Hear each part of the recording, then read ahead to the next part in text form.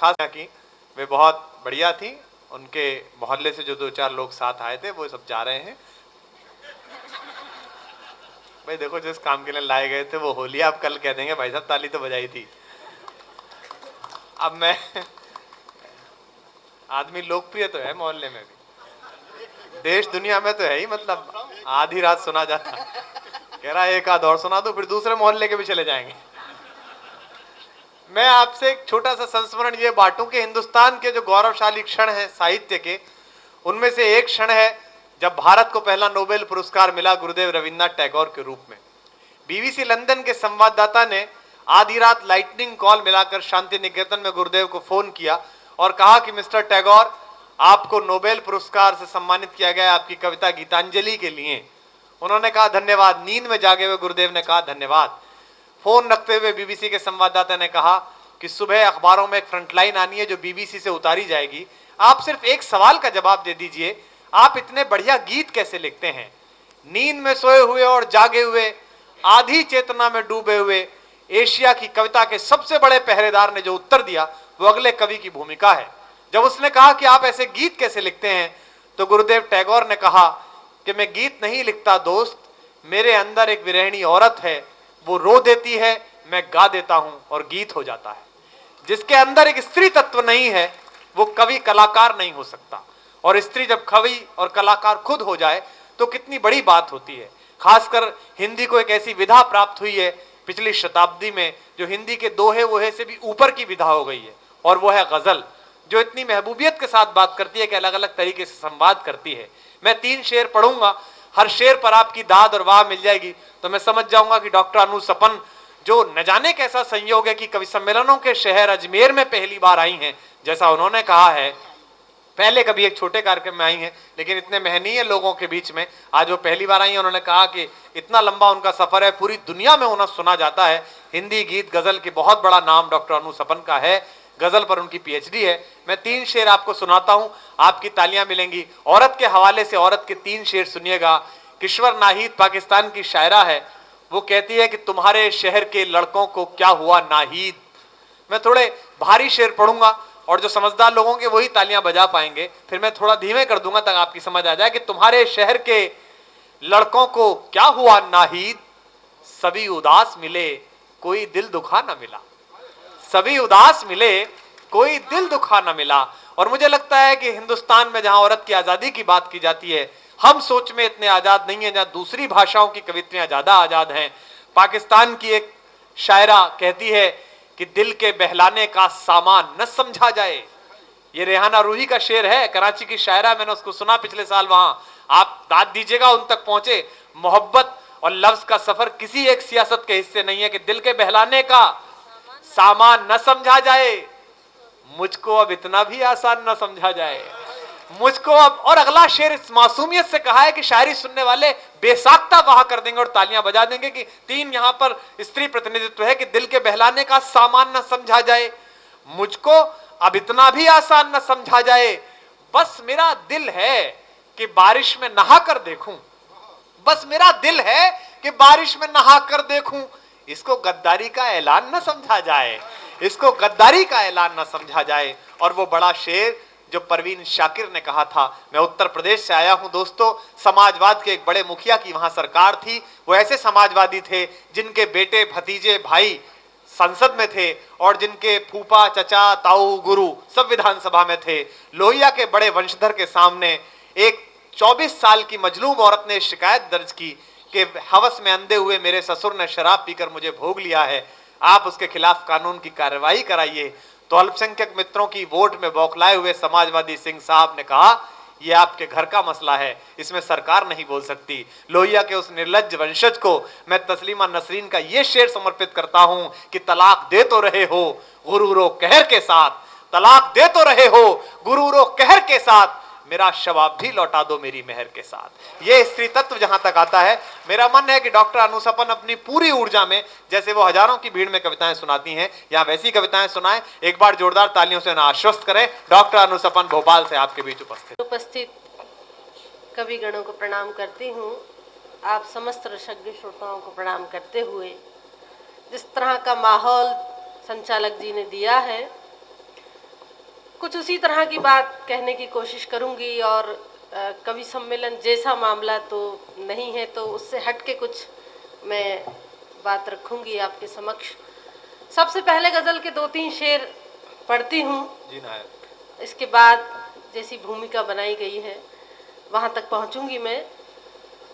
बगैर किसी भूमिका के शुरू करती हूँ अपनी बात, सुनिएगा। मुश्किलों से हमें जूझना आ गया, वाह वाह। मुश्किलों से हमें जूझना आ गया, हार भूले हैं हम जीतना आ गया, मुश्किलों से हमें जूझना आ गया। अब शेर देखें, अच्छा लगे तो दाद दीजिएगा। एक नाजुक लता हूँ मगर गम नहीं, एक नाजुक लता हूँ मगर गम नहीं, एक नाजुक लता हूँ मगर गम नहीं, मुझको पेड़ों के दिल थामना आ गया, मुश्किलों से हमें जूझना आ गया। और ये शेर भी देखें खास तौर से कि आंधियों से लड़े तो हुआ ये असर, आंधियों से लड़े तो हुआ ये असर, आंधियों से लड़े तो हुआ ये असर, हमको तूफान का रुख मोड़ना आ गया, मुश्किलों से हमें जूझना आ गया। आखिरी शेर है कि पार होने को जी चाहता ही नहीं, पार होने को जी चाहता ही नहीं, पार होने को जी चाहता ही नहीं, शुक्र है कि हमें डूबना आ गया, मुश्किलों से हमें जूझना आ गया। और एक गजल के 2-3 शेर और पढ़ती हूँ, इसके बाद अपना एक गीत पढ़ के मैं अपना स्थान लूंगी, सुनिएगा। स्वागत है डॉक्टर साहब। जलती है शम्मा जैसे, वाह, जलती है शम्मा जैसे, तिल तिल पिघल पिघल के, जलती है शम्मा जैसे, जलती है शम्मा जैसे, तिल तिल पिघल पिघल के, काटी है रात हमने, काटी है रात हमने, करवट बदल बदल के, काटी है रात हम। और इस गजल में 2 शेर कुछ खास हैं, लेकिन उससे पहले तो सीधे सीधे से शेर सुन लीजिएगा। पढ़ती हूँ कि पग पग पे इस सफर में, पग पग पे इस सफर में, बरसेंगे तुझ पे पत्थर, पग पग पे इस सफर में, पग पग पे इस सफर में, बरसेंगे तुझ पे पत्थर, ये प्यार की डगर है, ये प्यार की डगर है, चलना संभल संभल के, ये प्यार की डगर। देखिए साहब, शेर अगर समझ में आ जाता है तो आप जरा ताली वाली बजा के मेरा हौसला बढ़ाते रहे, क्योंकि जरा आदत पड़ी हुई है तालियों की, और आज जरा कुछ माहौल अलग है। एक शेर और पढ़ती हूँ, मेरी अपनी बात है, शायद आपको कहीं अपनी लग जाए, तो इस शेर पर दाद चाहूंगी और मंच का भी ध्यान चाहूंगी, सुन लीजिएगा। संस्कारी लोग हैं, बताते रहिए क्या क्या करना है। जी, जी। स्वागत। अब इनसे बताओ, आशीर्वाद दो, ये समझते हैं कि लड़की के सिर पे हाथ रखना है, इन्हें बताओ कि ताली बजानी, एक बार तालियां बजा दो, ये संकोच में समझ नहीं रही है, बस ताली का। डॉक्टर साहब, मैं इतना कहूंगी आपसे कि बात सुन लो मेरी, बयान ना लो, बात सुन लो मेरी, बयान न लो, कोरे कागज का इम्तिहान न लो। वाह, बहुत अच्छे, बहुत अच्छे। शेर देखिए, पढ़ती हूँ कि काटी है रात हमने करवट बदल बदल के, बहुत अच्छे। जलती है शम्मा जैसे। अब शेर देखें, स्वागत है। किसको मैं समझूं अपना, वाह, किसको कहूँ पराया, किसको मैं समझूं अपना, किसको मैं समझूं। अच्छा, इधर जो लोग बैठे हैं ना, इनको तो कवि सम्मेलन वाली आदत है, बातचीत करना है, कुछ चीजें उनके जहन में आ नहीं रही हैं, सोच रहे पता नहीं क्या क्या पढ़े जा रही हैं, ये हमारे मतलब की कोई बात ही नहीं। लेकिन ऐसा नहीं है, ये शेर आपके मतलब का है, सुन लीजिएगा। किसको मैं समझूं अपना, मुझे वो सब भी आता है जो आप सुनने के लिए आए हैं, मैं वो सब भी पढ़ सकती हूँ, लेकिन आज पढ़ूंगी नहीं। सुने, इन्हें भी आता है। पढ़िए पढ़िए जी। अच्छा, डॉक्टर साहब की आदत है कुछ ना कुछ जब कवित्री आए तो बोलना तो जरूरी है। नहीं, तो वो आज भी नहीं चूक रहे हैं बोलने से। मैं तो चुप ही रहता हूँ, दिल बोल जाता है। सुनेगा, शेर पढ़ती हूँ और दाद चाहूंगी अगर अच्छा लगे ये शेर तो।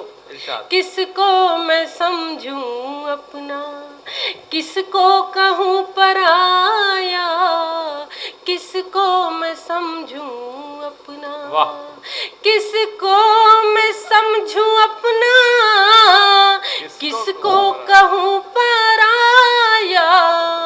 मिलते हैं दोस्त भी अब, मिलते हैं दोस्त भी अब, चेहरे बदल बदल के, मिलते हैं दोस्त भी अब, चेहरे बदल बदल के, काटी है रात हमने। और दो शेर जिनकी मैं बात कर रही थी, जिक्र कर रही थी, वो शेर आप तक पहुंचाती हूँ।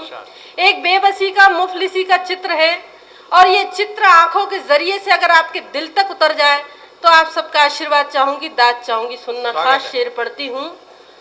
आया खिलौने वाला, अच्छा शेर, आया खिलौने वाला, मजबूर बाप रोया, आया खिलौने वाला, आया खिलौने वाला, मजबूर बाप रोया, उंगली छुड़ा रहे थे, उंगली छुड़ा रहे थे, बच्चे मचल मचल के, उंगली छुड़ा रहे थे, बच्चे मचल मचल के, काटी है रात हमने। और आखिरी शेर है गजल का, पढ़ती हूँ, सुने। मोहब्बत करने वाले मिला नहीं करते, तब मैंने एक शेर कहा, सुने कि कुछ दूर साथ चल के हम इस तरह से बिछड़े, कुछ दूर साथ चल के, कुछ दूर साथ चल के। अगर शेर आप तक पहुंच जाए तो पूरे सदन की दाद चाहूंगी इस खास शेर पर, सुनना। कुछ दूर साथ चल के हम इस तरह से बिछड़े, कुछ दूर साथ चल के, कुछ दूर साथ चल के, हम इस तरह से बिछड़े, रह जाए जो अधूरे, रह जाए जो अधूरे, मिसरे किसी गजल के, रह जाए जो अधूरे, मिसरे किसी गजल के, काटी है रात हमने करवट बदल बदल के, जलती है शम्मा। और औरत के हवाले से जो बात कही थी, मैं एक गीत पढ़ती हूँ, नारी अस्मिता को लेकर मैंने एक गीत रचा है, और इस गीत को पढ़ के मैं अपना स्थान लूंगी, बगैर किसी भूमिका के शुरू करती हूँ। लेकिन एक आग्रह, एक निवेदन के साथ, इधर कुछ लोग इस गीत को थोड़ा सा आप संजीदगी के साथ सुन लेंगे तो मेरा आपके शहर में आना सार्थक होगा। पढ़ती हूँ मैं, सीधे सीधे शब्द आपके दिल तक पहुँचेंगे। स्वागत है डॉक्टर साहब। और जो लोग जाना चाहते हैं वो अभी चले जाएं या फिर बैठे रहें। इस गीत में कोई ना उठे, क्योंकि ये मेरा बहुत प्रतिनिधि गीत है और इस गीत ने मुझे बहुत मान सम्मान दिया है। इन दिनों मंचों पर खूब सुना जाता है, वो गीत मैं आप तक पहुंचाती हूँ, सुनिएगा। इस तरह से मुझे आप मत देखिए, इस तरह से मुझे आप मत देखिए, भाव सूची नहीं हूँ मैं बाजार की, मेरी फितरत नहीं मैं पुजारिन पसीने के किरदार की, मेरी हर सांस में एक उपन्यास है, कोई कतरन नहीं हूँ मैं अखबार की।